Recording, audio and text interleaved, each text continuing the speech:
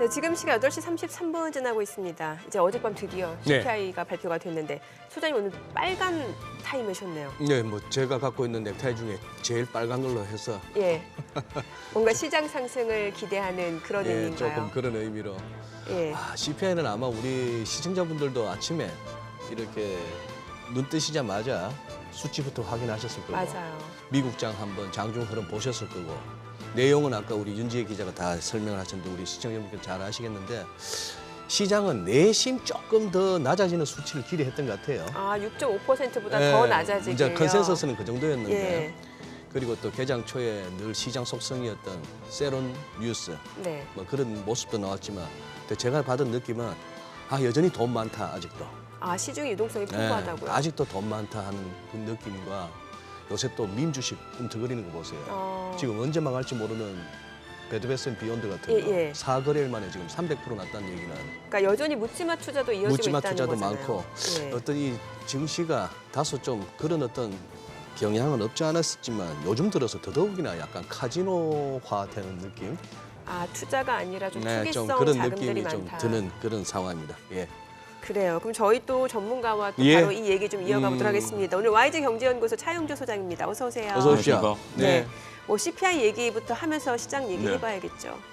CPI는 딱 그 시장의 예상치에 부합하는 수준이었죠. 나름대로 그 CPI 발표 직전에 발표된 이후에 뭐 개장 전에 발표가 됐으니까 네. 예. 시장에 약간 차익 매물들이 좀 나왔고 예상했던 수준 정도 나오다 보니까 그렇게 됐다가 다시 이제 조금 소폭 반등하는 모습을 보였죠.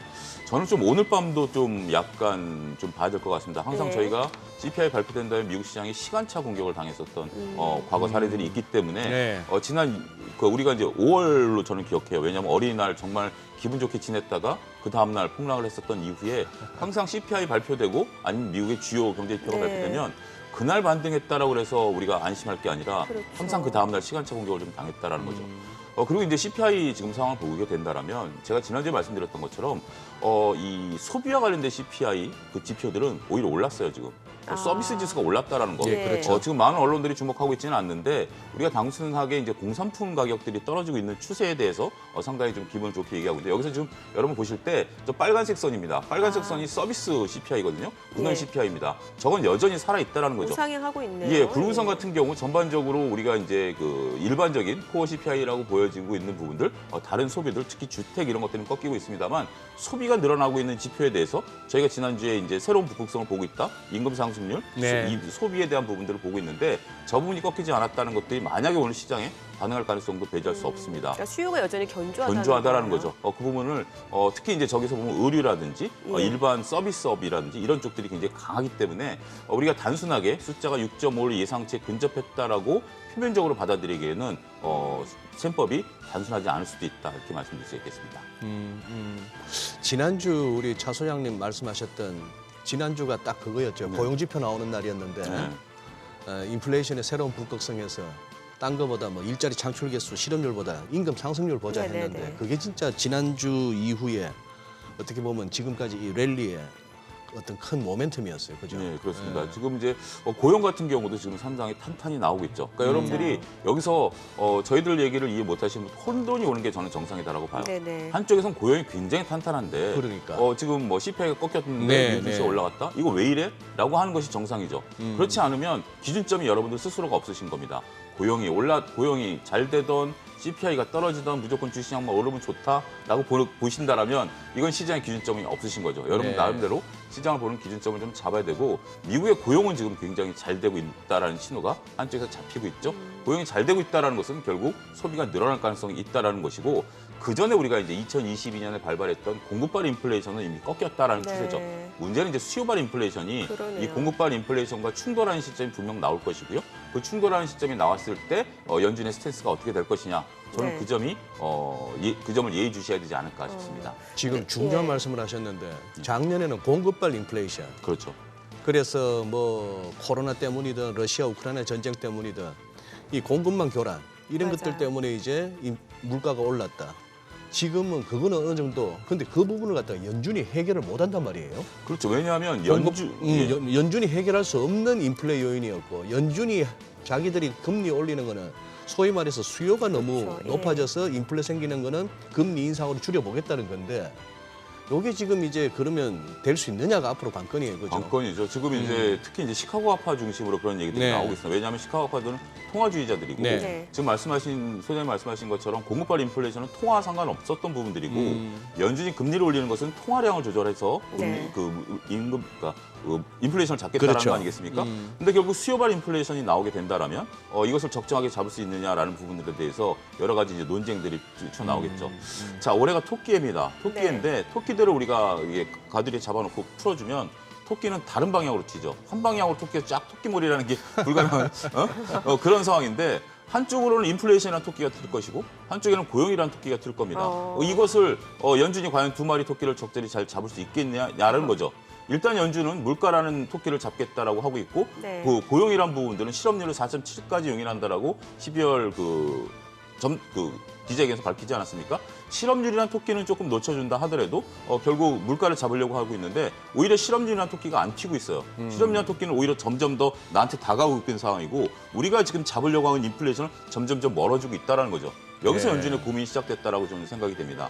물론 연준이 올해 이제 많은 분들이 예상을 하는 게 25bp씩 약 100bp의 룸을 열어놓은 상황이긴 네네. 합니다만 이 룸이 일단은 닫히는 순간이 온다 하더라도 지금 연준 위원들이 한쪽에서 계속 얘기를 하는 것들이 우리가 금리 쉽게 내리지 않겠다라는 것에 대해서도 이구동성을 하고 있다는 예. 것도 굉장히 중요한 포인트가 아닌가 싶습니다. 오늘 중요한 깨달음이 왔네요. 왜 맨날 두 마리 토끼를 잡느냐 하는 게 왜 토끼인가 싶었더니 생각해보니 두 마리 개나 말이 아니고 토끼네. 토끼가 어디 튈지 모르니까. 토끼는 어디 둘지 모르겠어요. 소장님 어리셨을 때 산에 토끼 잡으러 다니지 않으셨나요? 그랬던 것 같습니다. 네. 아, 두 분이 그런 시절을 보내셨군요. 아, 저는 아니고요. 그럼에도 불구하고 예. 지금 시장에서는 그 CME 페드워치 따르면은 지금 이제 다음 달에 있을 그 정례 회의에서 네. 25bp 인상 가능성을 지금 굉장히 높게 보는 거잖아요. 그렇습니다. 연준이 지금 이제 이제 우리나라 시간으로 이제 1월 31일, 2월 1일 이제 이렇게 넘어가다 보니까 원래 1월 네. FOMC 회의인데 네. 날짜가 이제 그렇게 넘어가다 보니까 이제 2월 달 FOMC처럼 얘기가 되고 있습니다. 25bp는 기정사실인 것 같아요. 예, 예. 25bp는 지금 여기에 대해서는 어느 누구도 이견이 없는 것으로 보여지고 우리가 이제 12월 달 FOMC도 50bp가 대세적이었었습니다만 그랬죠. 일부 이제 75bp 얘기하시는 네, 분도 있고 네. 25bp. 근데 그거는 국내의 어떤 발언이고 월가의 발언이었다라고 보이죠. 지금 많은 연준 위원들께서 25bp를 얘기하고 있고 이 속도는 당분간 유지될 가능성에 대해서도 무게중심을 두는 거죠. 원래 작년부터 올해 이제 25bp씩 처음에는 점도표가 한 5.1 정도 나왔을 때만 하더라도 25bp씩 3번 정도 하면 5.1이 나오니까 이게 이제 끝나고 나서 피봇이 진행되지 않겠는가? 하지만 제가 말씀드렸다시피 미국이 금리 인상을 급격하게 올린 이후에 피봇이 나타났던 평균 기간은 11개월이고요. 그럼 2024년으로 늘어나죠. 근데 또 여기서 많은 연준 위원들이 5%대 중반까지 얘기하고 있고 그러면 이제 그 금리를 올리는 기간이 한 차례 더 남아 있을 수도 있는 상황이고 여기서 이제 금리를 쉽게 내리지 않겠다라는 것들 일정한 신호들에 대해서 오해하지 말라라는 발언까지 하고 있다라고 보면 상당 부분 조금 규칙과 주목이 되고 저는 여기서 좀 재밌는 현상도 하나 있다라고 보여집니다. 어떤 현상이요? 파월 의장이 스톡홀m 연방은행에 예, 예. 이제 초청을 받아서 연설을 하지 않았습니까? 스웨덴 중앙은행. 스웨덴 중앙은행. 거기서 이제 얘기를 했었는데 거기서 이제 물론 뭐 많은 분들이 기대를 하긴 했었습니다만 파월 의장의 발언 이전까지는 미국 주시장이 그렇게 움직이진 않았어요. 근데 파월 의장이 정치적인 독립성 얘기를 하고 그다음에 연준의 길을 가겠다라고 얘기한 이후에 주시장이 올랐다라는 거죠. 네네. 어떻게 보면 파월 의장 같은 경우 변호사 출신이고 그동안에 이제 자기가 트럼프 대통령과 굉장히 이렇게 친밀한 관계를 유지해 왔었던 분이죠. 이례적으로 연준 의장이 백악관을 수차례 들락날락했을 정도로 굉장히 그게 좀 어떻게 보면 정치적인 인물이셨는데 네. 그러다 보니까 이제 파월 의장을 공격하는 측에서는 금리 인상 시기가 좀 너무 늦었었다라는 네. 것들을 많이 공격을 하지 않았습니까? 어떻게 보면 한쪽에서 그런 기사들도 나와요. 이게 자성론이 아니겠는가? 자기가 이제 지금 실기를 했다라는 그런 것들, 그러면 이제 내 길을 가겠다라고 하는 것들이 오히려 시장에서 바라보고 있는 금리를 올리려면 확실하게 빨리 올리고 그다음에 내리려면 빨리 내리려는 어떤 그런 결정에 동참할 가능성도 있다라고 시장은 보고 있는 것 같아요. 그러니까 결국 스스로가 이게 해석하기 나름이죠. 독립기관인데도 독립을 강조했다라는 것은 외압이 있다라는 의미일 수도 있고 아니면 자기가 외압을 당했었다라고 느꼈을 수도 있는 건데 어쨌든 독립을 새삼스럽게 강조했다라는 것은 시장 입장에서 보면 나름대로 긍정적으로 해석하고 있는 신호로 왜냐하면 주식이 올랐기 때문에 그 이후로 네. 그렇게 봐야 되지 않을까 싶습니다. 네. 지금 뭐 예상 체결 지수 봤을 때는 그렇게 뭐 우리도 급등 출발은 아닌 것 같아요. 그래요. 뭐 시장에서 좀 어느 정도 예상했다 이런 분위기인 것 같거든요. 네. 그리고 아까 차 소장님께서 말씀하셨던 것 중에 뭐 CPI가 됐건 FMC가 됐건 요즘은 그날 당일 반응보다도 네. 하루나 이틀 정도는 더 봐줄 네, 필요가 좀 있다 지켜봐야 될것 하는 그 같습니다. 말씀도 예. 있고 하필이면 오늘 또 13일에 금요일이네. 그죠? 13일에 예전에 그런 금요일에- 영화도 있었는데 13일에 금요일에 빨간 넥타이를 메고 오시면 좀 느낌이 좀 쎄한데요. 빨간 넥타이요. 아니 우리 시장도 한번 예. 전반적으로 한번 봐주세요. 수급 측면까지 이렇게 같이. 결국 지금 시장이 네. 취약한 거죠. 미국도 이제 밈주식 아까 소장님 말씀하셨고 우리도 지금 또다시 테마주들이 좀 한쪽에서는 극성을 좀 부리고 있습니다. 테마주들이 극성을 부린다라는 것은 그만큼 시장 그리고 이제 이런 것들이 언론에 공개된다라는 것은 항상 테마주들은 있었어요. 근데 이제 만약에 우리가 뭐 삼성전자라든지 뭐 현대차라든지 네카오들이 올라간다라면 그들이 올라가는 거에 대해서 신경 쓸 여력이 없죠. 네, 네. 저희도 이제 한정된 시간 내에 방송을 해야 되는 입장에서 근데 그들이 움직이지 않다 보니까 오히려 그런 것들을 거론하게 되고 거기에 관심을 갖게 된다라는 거 보면 결국 시장의 체력이 지금 좋지 않고 체력이 좋지 않다 보니까 소위 시장의 질 자체가 많이 떨어져 있다라고 보는 거죠. 많은 이제 트레이딩 하시는 분들이 항상 시장에는 일정 부분 존재하시지 않습니까? 그렇죠. 그분들이 시장의 유동성을 공급하시는 분들인데 네.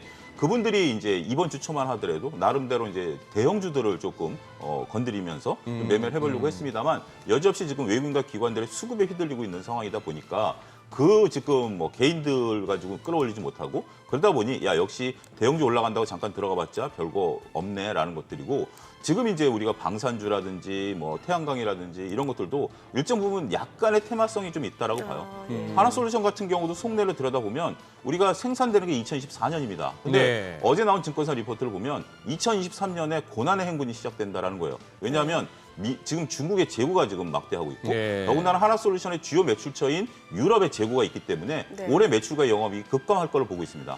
이런 상태에서 지금 약 1조라는 현금을 투자하겠다라는 거죠. 따라서 지금 우리는 잘 보셔야 되는 게 미국에 투자하는 기업들을 보면 최소한 2024년부터는 전망이 밝죠. 제재 혜택도 받고 매출이 늘어날 것으로 보고 특히 미국은 태양광 비중이 5%밖에 안 되기 때문에 늘어날 가능성은 있죠. 시야는 굉장히 좋습니다. 저기서부터 고속도로가 돼요. 고속도로까지 가는 과정에 진흙탕들이 있는 기업들이 몇 개 있다는 겁니다. 바로 하나솔루션도 대표적인 것들이고요. 따라서 지금 당장은 먼 미래를 보니까 주가가 반응하지만 네. 재무제표들이 나올 때마다 분기마다 흔들릴 가능성도 배제할 수 없다. 여러분들이 염두에 두셔야 된다는 점도 굉장히 중요한 포인트가 아니겠나 싶습니다. 그래요, 네. 알겠습니다. 자, 그러면 이번엔 저희가 또 전화 연결해서 좀 전략을 세워보도록 하죠. 오늘 FI 리서치 한용희 수석 연결되어 있습니다. 안녕하세요. 네, 안녕하십니까. 네, 뭐 CPI 예상대로 나왔고 오늘 국내 증시 일단 보합권 출발 예상되는데 전반적으로 흐름 어떻게 전망하시나요? 일단 지금 동시효과 상황에서는 조금은 변동성이 나타나고 있는 상황인데요. 네. 네, 그럼에도 불구하고 지금 코스피 코스닥 역시 뭐 상승세 빨간불을 켜고 있습니다. 왜 그러냐면 전일 이제 CPI가 6.5%, 근원적이 5.7% 나온 거는 뭐 사실 모두 다 아실 겁니다. 근데 예상치에 부합을 했다라고 좀 말씀을 드려야 될 것 같고 발표하자마자 어제 11시 반쯤에 이제 미국 증시 현물 시장 시작하기 전에 1시간 전에 발표를 했었죠. 근데 그 당시 이제 선물 증시를 봤을 때는 그 선물 쪽에서 그 6.5 발표하자마자 바로 매물출회가 크게 나왔었습니다. 근데 매물출회 발생 이후에 매수세가 좀 급격하게 몰리면서 시장을 끌어올렸다라고 말씀을 드려야 될 것 같고요. 시장은 그래도 지금 물가가 지속적으로 좀 낮아지고 있다라는 의미로 좀 받아들이면서 주식시장이 상승을 했었습니다. 그리고 어제 주요 연준 인사들도 약간은 비둘기적인 발언을 했었죠. 그래서 시장에 좀 기대감을 도왔다라는 모습들이 보였고요. 그래서 지금 국내 증시는 미 증시에 따라서 좀 긍정적인 모습을 보일 가능성이 높다라고 생각을 하고 있고 지금 국내 증시 수급 상황부터 좀 살펴드리자면은 1월 초부터 해가지고 개인, 외국인, 기관의 수급을 좀 살펴드릴 텐데 자료를 한번 띄워주시면은 일단은 개인은 계속적으로 좀 매도하는 전략을 보였습니다. 2.5조 원 정도 순매도를 보였었고 외국인이 2.3조 원 정도 순매수, 기관이 한 500억 정도 순매수를 보여주고 있는데 지금 개인만 파는 시장이고 외국인이 집중적으로 좀 매수를 하고 있다. 근데 여기서 좀 해석을 하자면은 환율 쪽도 긍정적인 부분들이 있지 않았나라는 생각을 하고 있는데요. 지금 뭐 원화 쪽 보시면은 빠르게 그 강세를 보여주고 있죠. 그리고 달러 지수가 강하게 하락을 하고 있습니다. 그래서 지금 원화에 대한 좀 도움들도 많이 받았다라고 말씀을 드려야 될 것 같고, 여기서 조금 달러만 더 떨어진다라고 했을 때는 추가적으로 외국인 수급이 좀 더 들어올 가능성이 높다라고 말씀을 좀 드리고 싶습니다. 네. 그래요. 저기 한수성님, 지금 3분 네네. 전략이니까 평소 말씀하시는 거에 1.2배속 부탁드리고요. 네, 알겠습니다. 자, 어제는 태양광 풍력 이쪽 신재생 쪽이 좀 좋았어요. 뭐 하루하루 네네. 또 이렇게 쫓아갈 수밖에 없는 게 또 투자하는 사람들인데 오늘은 어느 쪽으로 좀 주목할 만할까요? 일단 저는 여전히 태양광하고 오늘은 항공주를 좀 보셔야 된다라고 말씀드리고 싶은데, 어제 이제 유나이티드 항공이 가이던스가 10% 정도 높게 나타났습니다. 그렇기 때문에 지금 항공주에 대한 실적들이 좀 늘어날 가능성이 높다. 왜 그러냐면 지금 1분기 보시면은 중국에서 코로나 정점이 좀 통과될 가능성이 높다라는 생각들이 좀 있고요. 그럼으로써 우리나라에서는 이제 항공주라든지 카지노주 조금 보시면 좋을 것 같고요. 그다음에 태양광 쪽도 말씀드리면은 뭐 하나솔루션 투자에 대한 거는 뭐 여전히 예상을 모두 다 했었죠. 왜냐면은 투자를 안 하게 되면은 IRA 법안에서 이제 그 텍스 크레딧에 대한 혜택을 못 받다 보니까 투자를 언젠가는 할 것이다라는 기대감이 있었는데, 투자 캐파가 조금 큽니다. 이제 태양광 모듈 생산 능력이 8.4기가와트인데 이제 수입을 다 포함해서 10기가와트까지 끌어올린다라는 계획인데, 그 지금 보시면은 PTC나 ITC 세액 공제가 굉장히 큽니다. 그리고 이게 2033년까지 연장이 되는데, 그럼 10년 동안 이제 디벨로퍼들이 안정적으로 사업을 할 수 있는 좀 판이 깔렸다라고 보고 있고요. 그러면 여기서 IRA에 대해서 이제 하나솔루션이 베네핏이 얼마 정도냐, 한 8조 원 수준인데 이거는 조금은 기대감이 계속적으로 높아질 가능성이 있기 때문에 오늘은 이제 항공주라 좀 태양광 쪽 보시면 좋겠다라고 말씀드리겠습니다. 네. 자, 오늘 마지막 거래인데 오늘장 전략 짧게 좀 들어볼게요. 일단 뭐 CPI 예상치 나와가지고 물가는 계속 떨어지고 있다라는 숫자를 확인을 했습니다. 그래서 어제 또 발표한 게 신규 실업수당 청구 건수도 있었죠. 근데 이게 예상치를 좀 하회를 했습니다. 그러면은 우리가 해석을 했을 때는 금리가 올라감에도 불구하고 물가는 떨어지고 있다. 그러면 여기서 실업률은 그렇게 크게 늘진 않았는데 라는 거는 결국에는 연착륙의 가능성이 조금 더 커졌기 때문에 저는 그 이번 연도는 좀 점진적인 포트폴리오 구축하는 것을 좀 추천드리겠습니다. 네, 알겠습니다. 오늘 전화 연결 고맙습니다.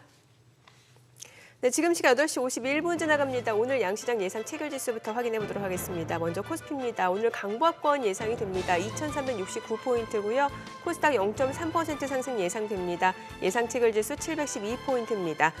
시가총액 상위 종목 예상 체결가 보겠습니다. 오늘 삼성전자 보합 출발 예상되고요. LG에너지솔루션 강보합권 예상됩니다. SK하이닉스가 0.9% 하락 예상되네요. 지금 호가에서는 예상 체결가 86,000원 집계되고 있고요. 삼성바이오로직스, 삼성전자 우선주 보합 출발 예상됩니다. LG화학이 3% 약세가 예상되고 있습니다. 지금 호가에서는 61만 6천 원으로 집계가 되고 있는 상황이고요. 삼성 SDI는 0.9% 상승 예상됩니다. 현대차 소폭 상승 예상되고요. 네이버, 카카오 모두 오름세 출발 예상되고 있는 상황입니다. 코스닥 시가총액 상위 종목 예상 체결가도 보도록 하겠습니다. 에코프로비엠이 오늘 1% 상승 예상됩니다. 예상 체결가 10만 1,400원. 셀트론 헬스케어 0.68% 상승 예상되죠. LNF 보합 예상되고요. HLB 0.3% 하락 예상되면서 지금 호가에서는 3만 1,600원 집계가 되고 있습니다. 카카오게임즈 예상 체결가 44,500원 0.4% 상승 예상되고요. 에코프로가 0.8% 상승 예상되고 펄어비스가 2.5% 강세 예상됩니다. 예상 체결가 44,600원. 셀트리온제약은 1.9% 하락이 예상되죠. 다시 바뀌었네요. 0.4% 상승 예상되고 리노공업, 스튜디오 드래곤 지금 상승 그리고 보합 출발 예상되고 있습니다. 자, 개장까지 이제 7분여가량 남았는데 오늘 전반적으로 시장 좀 상승 예상되고는 있습니다만 뭐 탄력적으로 올라간다라기보다는 조금 더 지켜보겠다는 심리도 있는 것 같아요. 왜냐하면 뭐 5년 기대 인플레이션 발표도 있고 또 미국의 어닝 시즌도 이제 본격적으로 시작이 되잖아요. 네, 그렇습니다. 그리고 뭐 오늘 우리도 저 금통위 한번 보기는 봐야 될 것 그렇죠, 같죠? 오늘 금통위. 예, 25p 이상인데 또 그래도 이창용 총재께서 보면 역대 하는 총재 중에 제가 봐서는 또 친절한 분이세요. 시장과 소통함이 있어서 네네.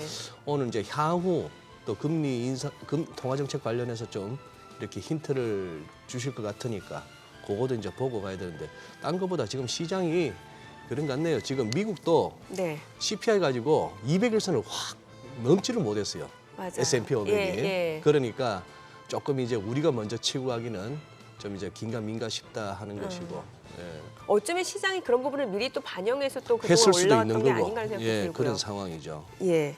오늘 예. 그래요. 네.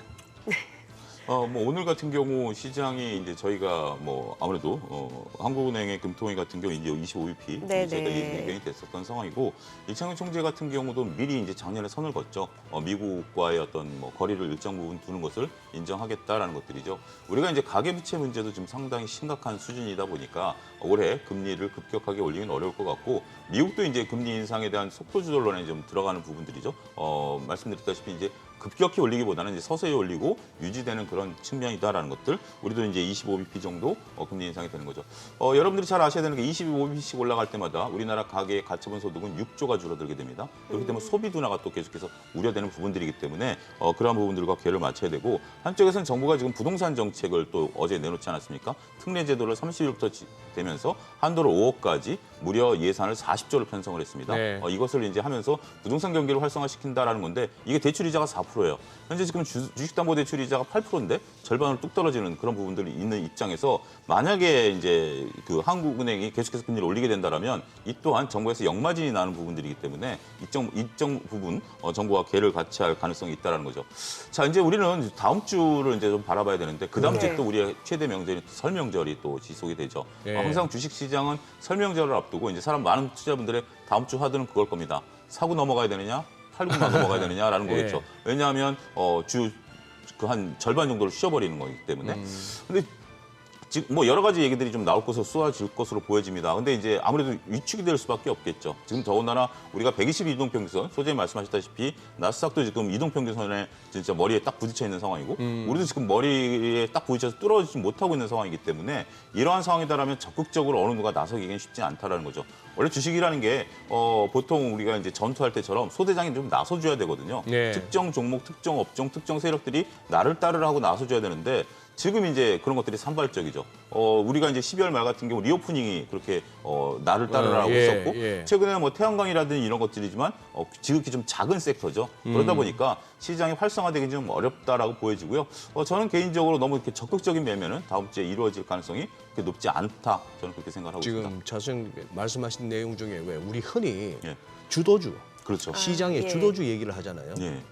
지금 주도주는 뭐라고 보십니까? 지금 주도주가 부재한 거죠. 우리가 왜냐하면 최근 그래도 이렇게 네. 삼성전자나 하이닉스가 좀 지수는 견인했다고 볼 수 있는 거 외국인이 아니에요? 좀 사면서 근데 뭐 그 힘이 좀 약하죠. 약간의 이제 물론 이제 뭐 부정하는 건 아닙니다. 나름대로 네. 삼성전자가 6만 원대까지 나름대로 역할을 했고 외국인들이 지금 뭐 작게나마 환플레이도 일정 부분 한 것으로 보고 지금 이렇게 보셔야 될 것 같아요. 시장이 이제 어느 정도 나름대로 소장님 서두에 말씀하셨던 것처럼 굉장히 지금 유동성들이 좀 있는 것 같아요. 나름대로. 우리가 고객 탁금이 45조지만 아직 돈 많아요. 그 주식을 예, 하려는 예, 어떤 예, 측들은 좀 미국도 예. 있고 우리도 있는 것 같아요. 근데 이 주식을 하려는 측들이 이 정도면 좀 사서 둬도 되지 않을까라는 정도지 내가 이걸 끌어올리겠다라는 정도의 체력은 솔직히 아닙니다. 그래서 추가적인 하락은 없다라는 개념. 그러니까 우리가 잘 구분하셔야 되는 게 주식이 하락, 횡보, 상승 구간이라 보면 전 지금 횡보 구간이라고 파악하는 게 옳다라고 보는 거죠. 거기서 미세하게 삼성전자가 일단 5만 원대라는 건 싫어. 난 6자 달고 있을 거야 라고 그냥 얘기를 하고 있는 거고 그러다 보니까 삼성전자가 6자를 달고 있는 상태에서 그래 그러면 더 이상 못 올리면 뭘 봐야 되지? 방산을 볼까? 태양광을 볼까? 여러 가지 뉴스들이 터지고 있는 거죠. 방산 같은 경우 윤석열 대통령께서 아랍에미레이트 연합 우리나라 대통령으로서는 처음으로 이제 방문하시는 거고요. 거기에 이제 하나에어로스페이스 대표라든지 이런 분들이 들어가신다라는 거죠. 왜냐하면 거기에 이제 미국이 무기를 제공하기를 미리 얘기를 했었고 화웨이를 그 대신 쓰지 마라라고 얘기했기 때문에 이재용 회장께서도 지난달에 잠깐 갔다 오셨죠. 그 시진핑 주석이 사우디 방문할 때 그런 식이기 때문에 지금 UAE는 어떻게 보면 사우디와 약간의 어떤 좀 이렇게 그 경쟁 관계라고 그럴까요? 중동 지역 내에 있어서 예. 원래 사우디보다 UAE가 먼저 개발을 했잖아요. 그랬죠. 먼저 개발했고 예. 지금 이제 사우디 쪽으로 관심이 몰리다 보니까 UAE가 어떻게 보면 무주공산이 됐을 가능성이 있고 우리나라 원전이 이미 거기서 지어지고 있는 상황이다 보니까 이번에 거기 또 방산에 대한 부분들까지 들어갈 수도 있다라는 거고 그다음에 이제 폴란드 무기 구매 담당자가 2월달에 우리 또 방한하죠. 그러면서 이제 많은 이제 무기 협력을 이제 의사를 폴란드 언론에 밝혔죠. KF-21 비행기에 참여하고 싶다라는 둥. 뭐 이런 식의 얘기들이 나오다 보니까 지금 이제 방산이 단순하게 무기 몇 대를 파는 정도를 떠나서 공장을 우리가 이제 지을 수 있다는 가능성까지 열리면서 판이 커져버린 거죠.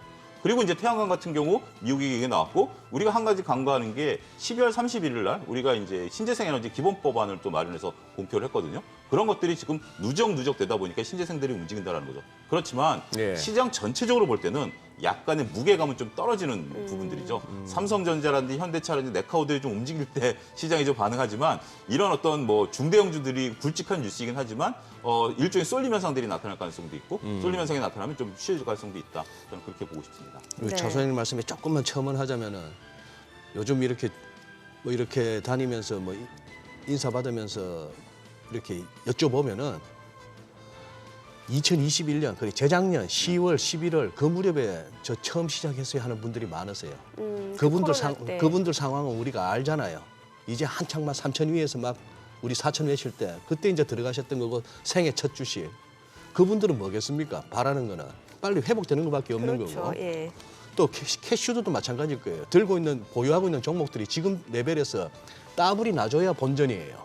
어지간하면은. 그런 세력들이 많은 반면에 또 지금 돈 많다고 했는데 그분들은 또 뭘 기다립니까? 경기 침체 빨리 안 오나? 빨리 그 주식 한번 폭락 안 오나? 들어보고 싶은데 소장님 네, 저 계장하고 그러니까. 조금 더 들어봐도 괜찮겠죠? 예. 자 오늘 국내 증시 흐름 확인해 보죠. 네. 계장합니다.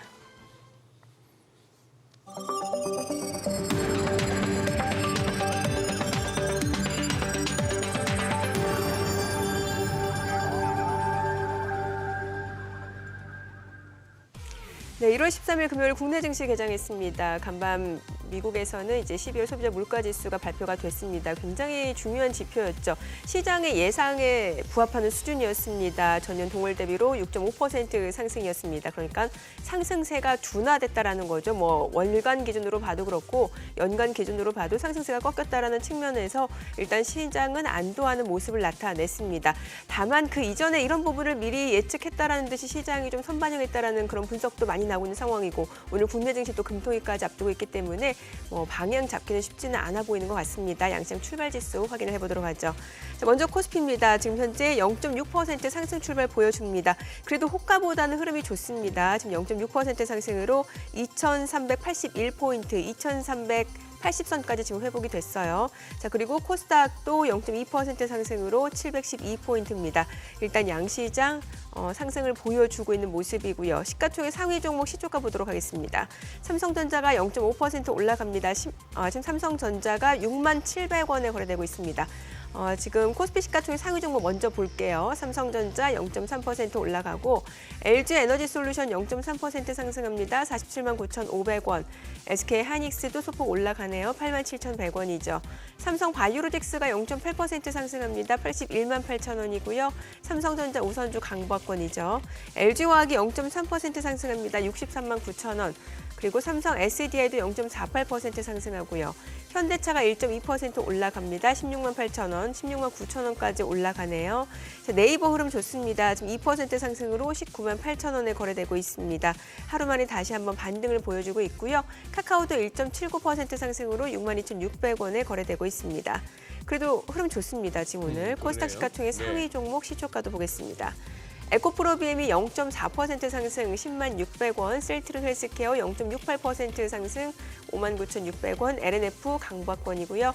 HLB가 0.4% 상승합니다. 31,850원, 카카오게임즈가 1.2% 올라가죠. 에코프로도 0.69% 상승합니다. 116,800원이고요. 펄어비스도 오름세고요. 셀트리온제약도 0.5% 올라갑니다. 리노공업 1.5% 상승 164,100원, 스튜디오 드래곤도 0.3% 올라갑니다. 소장님 오늘 그래도 시장 분위기가 좀 나쁘지 않은 것 같은데 뭐 지금 수급적으로 보더라도 그렇고 외국인 기관도 지금 사주고 있는 상황이고요.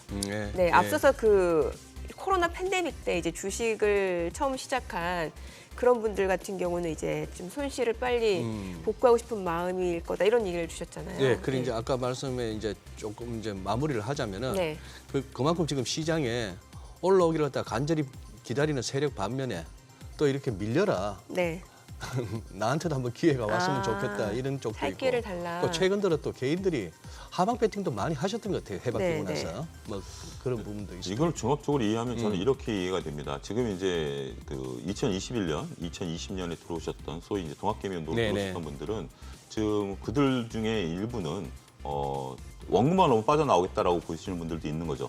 주식이 정말 쉽게 보였고 내 인생을 바꿔줄 것처럼 보였고 그렇게 들어와서 봤는데 지금 그와 반대로 흘러가고 있다는 거죠. 그분들의 인식은 고점에서 물려 있으시지만 난 원금만 놔주면 정말 모든 거 다 하는데 다시 주식 안 하겠다라고 보는 거죠. 결국은 매물대입니다. 저희가 소위 얘기하는 매물대입니다. 매물대고요.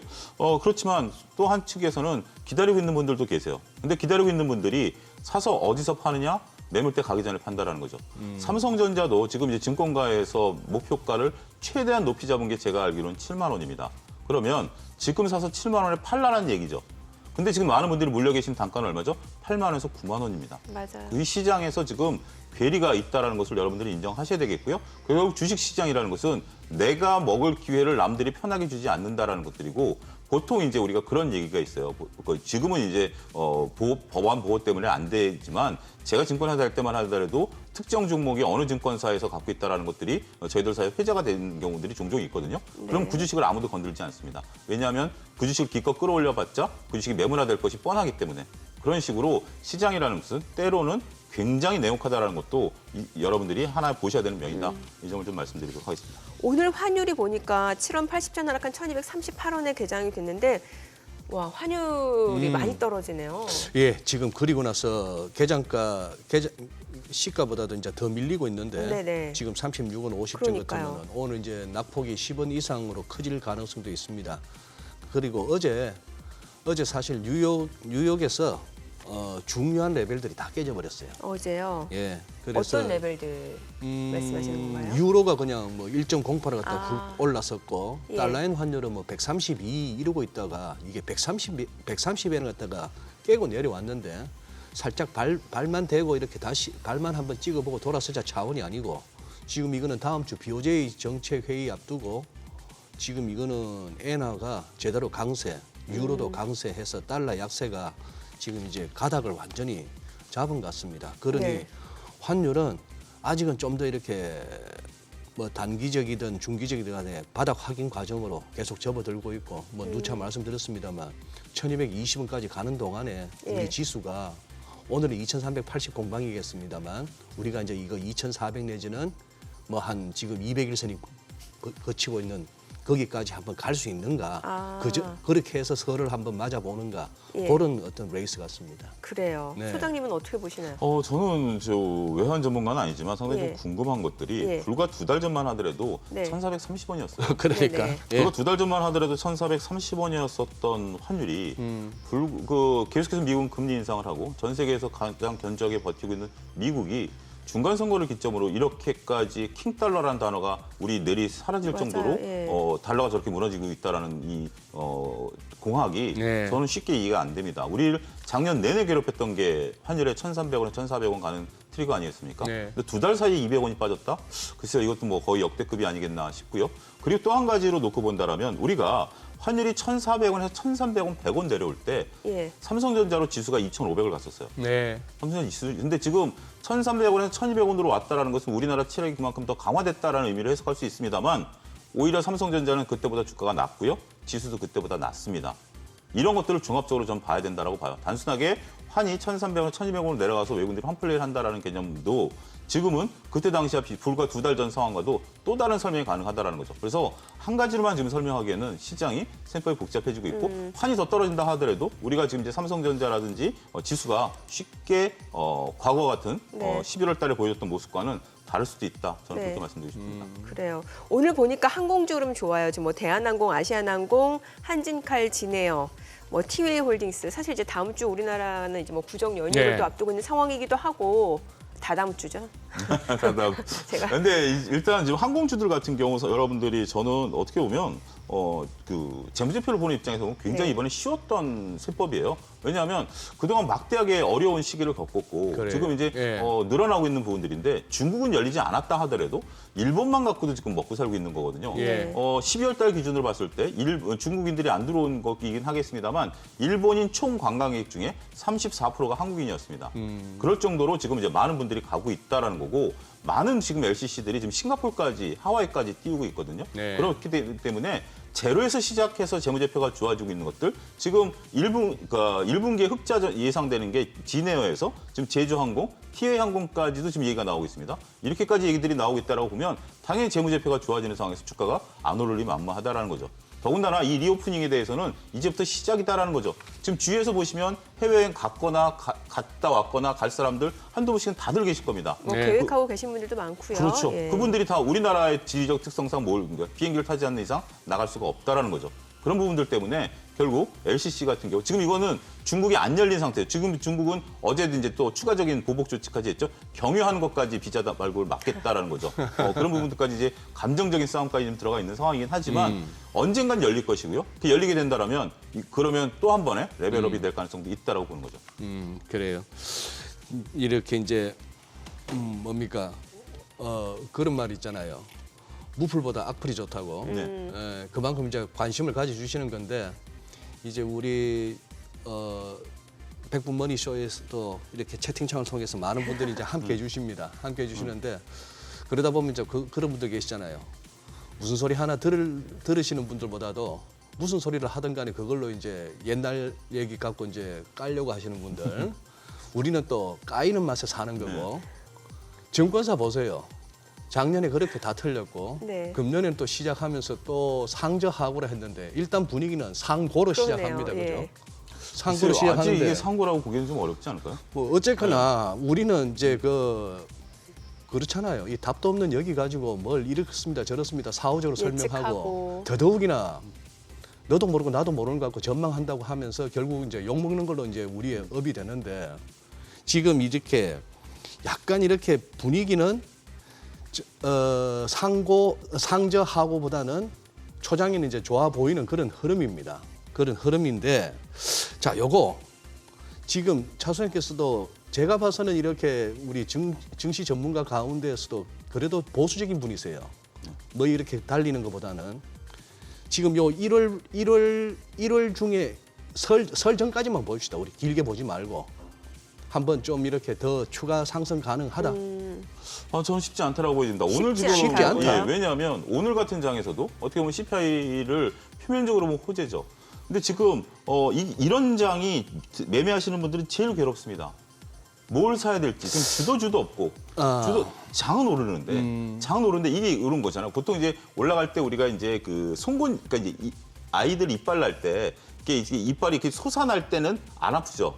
치아 날 때요. 네, 치아 날 때. 예. 근데 우리가 제일 아픈 게 뭡니까? 소위 이 어금니가 이 사랑니 나올 때 제일 아프죠. 사랑니가 어떻게 나옵니까? 사랑니는 묵직한 게 그냥 살을 뚫고 나오는 거잖아요. 뾰족하지 않게. 네. 지금 시장이 바로 그런 거죠. 사랑니 올라오듯이 올라오는 거죠. 사랑니. 올라오는 건 올라오지만 예. 여기서 내가 내 주식을 좀 보니까 0.5% 올랐어.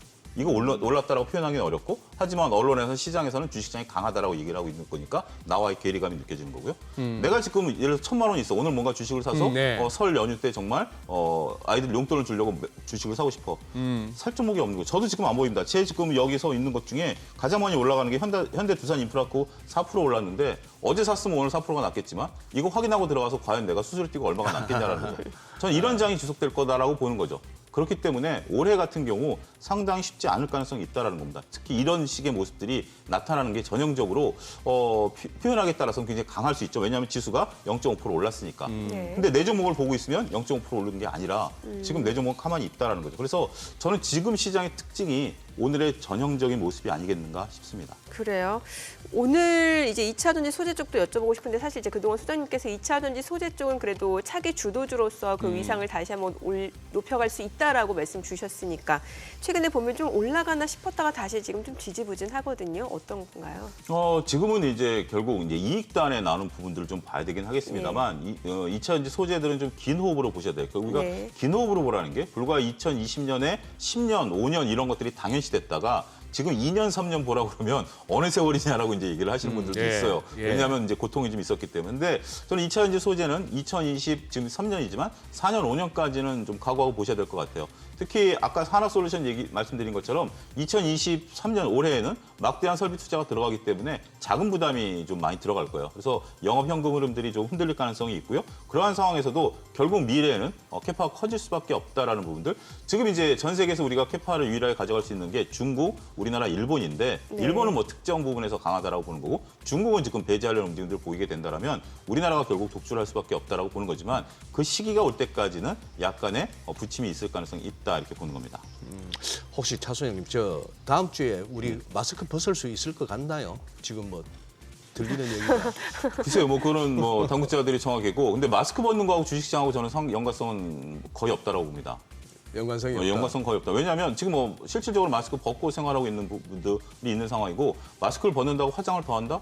글쎄요, 뭐 그럴 가능성도 일부 있을 수 있겠죠. 근데 그게 매출에 드라마틱하게 늘어날 가능성이 있을까라는 부분들이고 마스크를 벗는다라고 해서 뭐 영화관에서 팝콘을 먹는다? 마스크 쓰고도 먹으려면 먹을 수 있습니다. 그런 건데 굳이 그것 때문에 하나의 트리거가 잘 보셔야 되는 게 이게 폭발성이 있는 재료냐고 보는 거죠.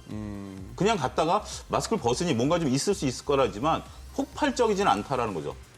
저는 거기에 방점을 두고 있습니다. 근데 왜 주식시장에서는 이게 꼭 연관성이 없다 하더라도 뭐뭐 한다 하면 이제 기대감이나 이런 것 때문에 확 올리는 경우들이 있잖아요. 그렇죠. 확 예. 올랐다가 확 사그라들죠. 예. 그래서 저는 그 점을, 그러니까 제가 말씀드리는 요지는 더군다나 마스크 벗는다는 얘기는 이미 벌써 우리한테는 뭐 오랫동안 지속돼 왔었던 얘기고 관련주들이 이미 한 차례 다 올랐었던 부분들이다라고 봐요. 저는 자꾸 그런 것들이 조심스러운 겁니다. 우리가 지금도 MDS테크 같이 무상증자가 또 올라요.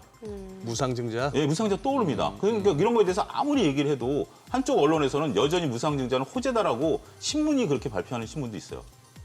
우리가 로터스를 보여주고 공급원 차트를 보여주고 자 여러분들 올라섰다가 지금 상황이 이렇습니다. 아무리 얘기해도 먹으면 장땡이지 네가 왜 초를 뿌리냐라는 거죠.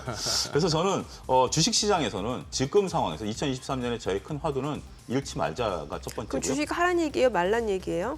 저는 잃지 말자. 잃지 잃지 말고 있으면 기회는 분명히 옵니다. 잃지 말자? 예. 지금 하지 말란 얘기예요? 지금은 좀 관망하는 게 오히려 낫습니다. 단기적으로 봤을 때는. 왜냐하면 주식시장은 1년 12달 열리지만 1년 12달 돈 벌 기회를 주지는 않습니다. 돈 벌 기회를 줄 때까지는 내 현금이 있어야 되는데 결국 지금 많은 분들이 안타까워하는 것 중에 하나가 그거 아니겠습니까? 지금 종목이 보여도 현금이 없다라는 거죠. 그래서 많은 위대한 투자들이 얘기하는 것이 여유 현금을 가져가라고 항상 얘기하는 것들이 여러분들이 2020년과 2021년에 간과했던 중요한 포인트 중에 하나다라는 거죠. 현금이 있으면 기회는 항상 옵니다. 근데 그 현금을 섣불리 소진하지 마시기를 바라는 게 제 올해 간곡한 부탁입니다. 아니 손실 보고 계신 분들은 그럼 어떻게 해야 돼요? 제가 너무 답 없는 질문을 드렸네요. 글쎄요. 뭐 일단 네. 손실 보신 분들 입장에서 보면 그 손실을 어떻게 할 수 있는 방법은 아무도 없습니다. 솔직히 말씀드리면 아무도 없습니다. 그거를 뭐 해결할 수 있는 방법이 있다면 주시장이 쉽겠죠. 하지만 손실을 보셨다라면 그래서 절치부심 새롭게 하시겠다라면 정말 이제부터는 뭔가 좀 바뀌셔야지 지금 내가 손실 보고 있는데 그럼 어떻게 하느냐? 그거에 대해서 답을 드릴 수 있는 분이 있다라면 저는 정말 사실 정민 앵커님의 이 질문이 어떻게 보면 핵심이에요. 네.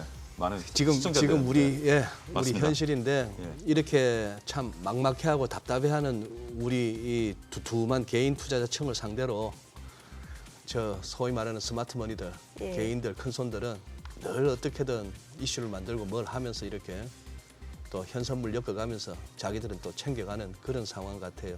예, 그런 상황이고. 조금 안타깝네요. 예, 그렇죠. 그러니 지금 어떻게 보면은 그렇게 비싸지도 않은데 또 그렇게 또 매력적이지 않아요. 이게 좀 애매한 거예요. 그래서 손이 잘 안 나가죠. 좀 예. 애매한 그런 예. 상황. 배는 좀 고픈데 뭔가 먹을 입이 안 땡길 때 있죠. 식욕이 없는 거네요. 식욕이 없는 거. 지금 네. 시장이 그런 것 같습니다. 이 차 소장님도 정도면 입이 안 땡길 때가 있으세요? 요즘 제가 그래서 좀 살이 빠졌습니다. 그러니까 그런 것처럼 이게 뭔가 이제 배가 고플 때는 된 것 같아요. 이 정도면 진짜 바닥에 왔다라는 거에 대해서도 저도 부정하지는 않습니다. 근데 네. 뭔가 딱 먹으려고 들면 이걸 내가 지금 네. 먹어야 될까? 좀 더 기다렸다가 그래요. 굳이 이걸 먹어야 될까? 좀 그런 어떤 좀 마인드로 지금 시장이 좀 보이는 것 같습니다. 네, 알겠습니다. 오늘 YG경제연구소 차용조 소장이었습니다. 오늘 말씀 잘 들었습니다. 감사합니다. 고맙습니다.